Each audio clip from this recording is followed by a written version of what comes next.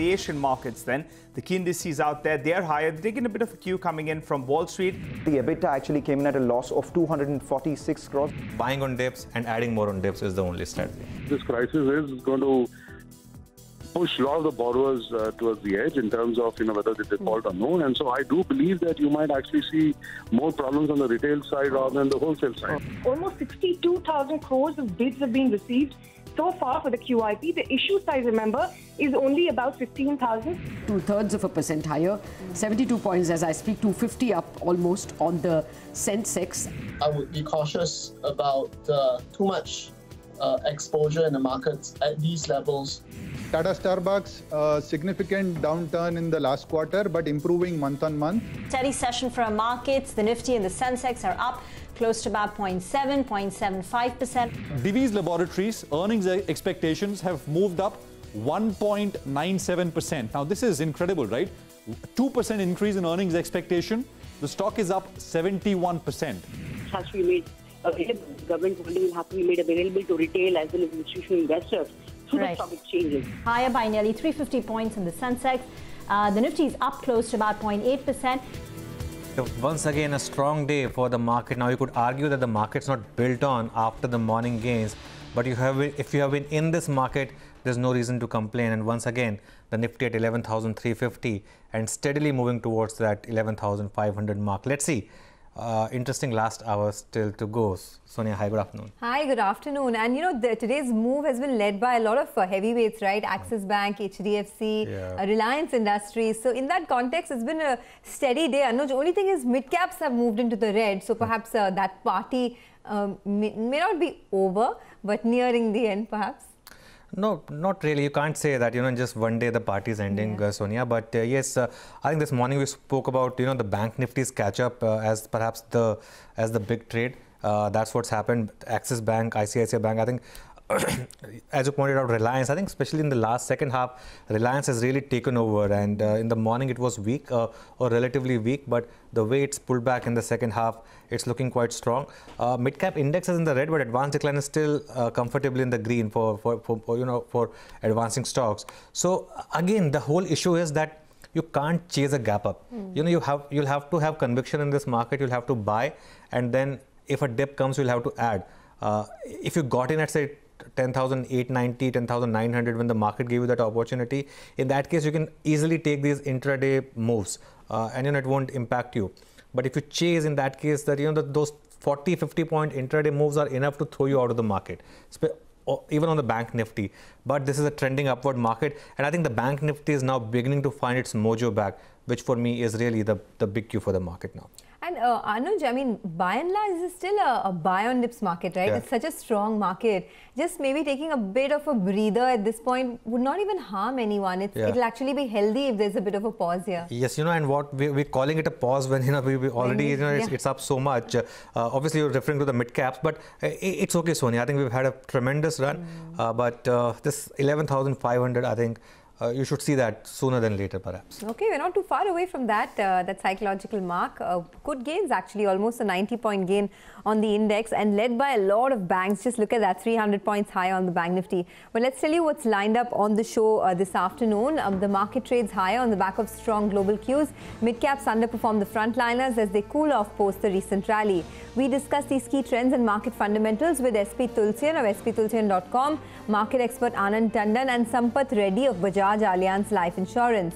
Motherson Sumi reported a net loss higher than expected, but the street is looking forward. We get the Q1 fine print with Vivek Chand Sehgal, the chairman of the Motherson Sumi Group. And how should investors approach this volatile market? What's the long-term view on the Nifty? We track the technicals with Sushil Kedia, the founder of Kedianomics. As always, our technical experts will take you through the key trading strategies for the last hour of trade. Okay, how should you position yourself in this last hour of trade? We have Ashwani and Mitesh now joining us. Good afternoon. Ashwani, strong day once again. The Bank Nifty up 300 points now. Reliance up 1.5%. Your thoughts on how to approach the market and your stock calls?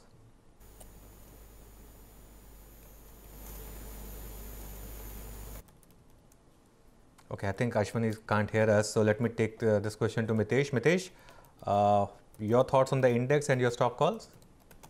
Yeah, in the morning, I think, I was talking about getting past this 11,340 levels, and then we came off, but the setup was still positive. So I think we're still looking at that. The breakout isn't giving a big follow through. So that is something which is surprising, because we've had this 11,340 being tested a couple of times, and I think, typically you'll expect that once we cross that, there should be some good follow through. It's not happened as yet, but I think since the overall setup is still positive, I think the intraday and the hourly indicators are rising. I think we maintain a positive bias and just trail the stop losses now to about 11,310. On the stock side, I have in fact a couple of buy calls. IDFC Bank and Z are the stocks which I like. Z can be bought with a stop at 154 for targets of 175, and IDFC Bank is moved slightly, but around 29.5, 29.60 buy with a stop below 28.70 for targets of 32.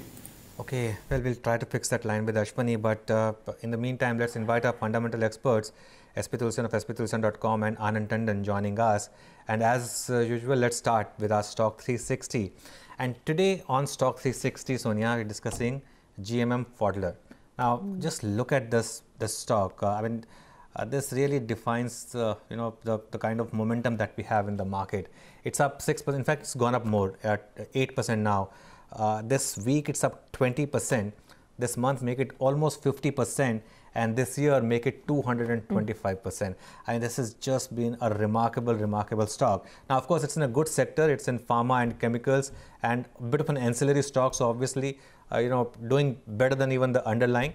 Now, it's hit a market cap of almost 9,000 crores today. And the question that we're asking now is that, is it now too good to be true? The price to earnings is almost 100x. It's trading at 25 times its price to book value. And of course, for good reasons. You could argue that the company has grown at twice the rate compared to the industry over the last 5 years. So that has been the key reason that you've seen this kind of growth in the stock price. But is it worth holding, or is it a bubble? Mr. Tulsian, good afternoon. If you could answer that question for us. What a remarkable stock it's been, but is it now a bit of a bubble? Anuj, let me first tell you that in 2019, we have recommended maybe umpteen number of times the stock at 1,000 to 1,200. Now, first, let me just give you the background. The company is into the glass-lined equipment, and they have a 53% market share in India. They are the largest glass-lined equipment maker in India. And if you go by the glass-lined equipments, they are used by the agrochemical and pharmaceutical companies, and we know that the fortunes of both the companies are seen to be quite good.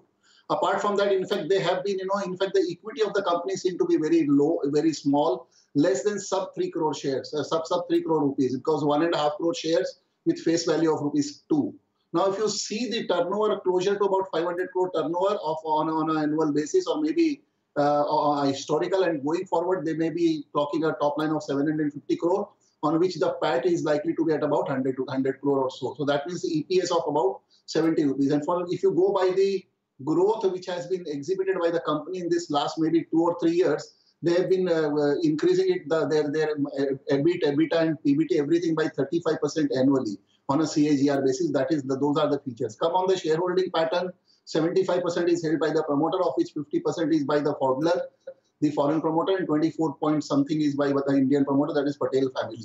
So yes, they are into the core business, and we know the fortunes of the pharma and the agrochemical.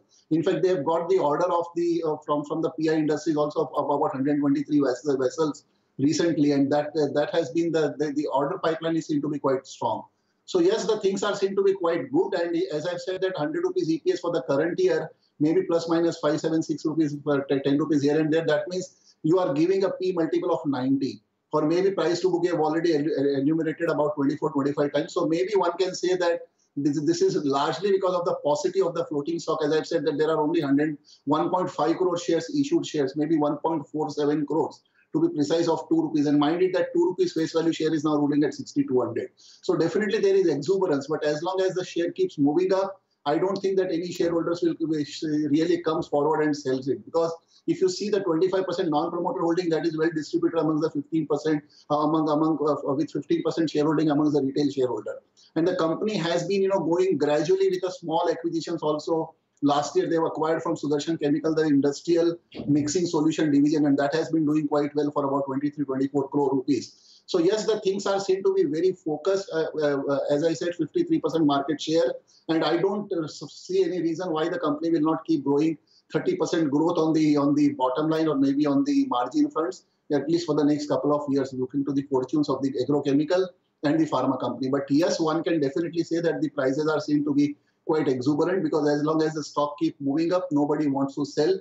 So maybe a valuation with a P multiple of 85, 90. If you are happy and satisfied with that, I don't think that any company has that kind of visibility to post the growth of about 35% in the bottom line or maybe in the margin for the next couple of years. So if you can give a P multiple of 60, 65 for the companies which are seen to be stagnant, I don't want to name them. So one can argue that yes, the things are seen to be slightly overvalued, but I don't think that the above 5,000 rupees the price should be justified. So yes, the 6,200 is not a bubble, but the realistic valuation should be taken at 4,500 to 5,000, largely because of the paucity of the floating stock with a very low capital of about 3 crore rupees or so.